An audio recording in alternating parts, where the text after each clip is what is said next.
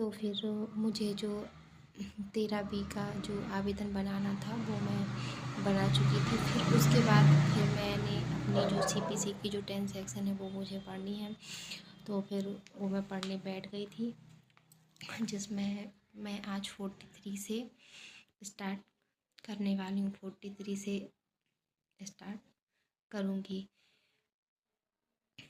तो पढ़ते हैं नेक्स्ट सेक्शन।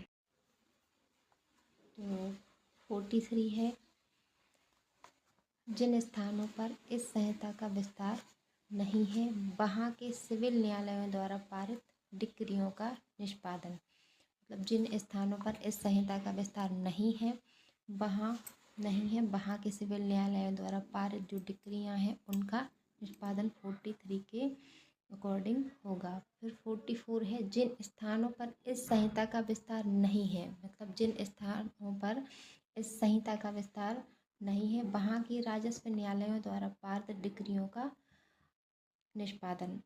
44 में 44A में है कि व्यतिकारी राज्य क्षेत्रों के न्यायालयों द्वारा पारित डिक्रियों का निष्पादन।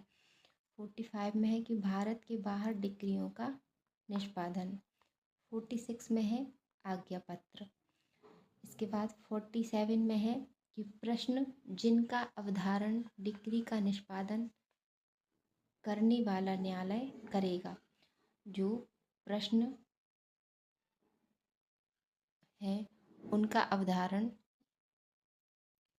डिक्री का निष्पादन करने वाला न्यायालय करेगा, जो बाद प्रश्न होंगे।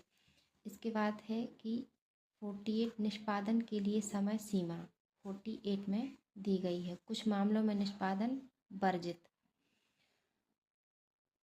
मतलब ये निरसित है। इसके बाद 49 है अंतरिति। 50 में है विधिक प्रतिनिधि।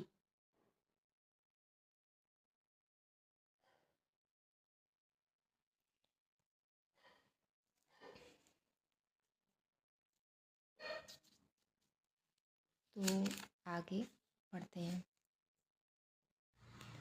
तो स्टार्ट करते हैं 43 में है कि जिन स्थानों पर इस संहिता का विस्तार नहीं है वहाँ के सिविल न्यायालयों द्वारा पारित डिक्रियों का निष्पादन।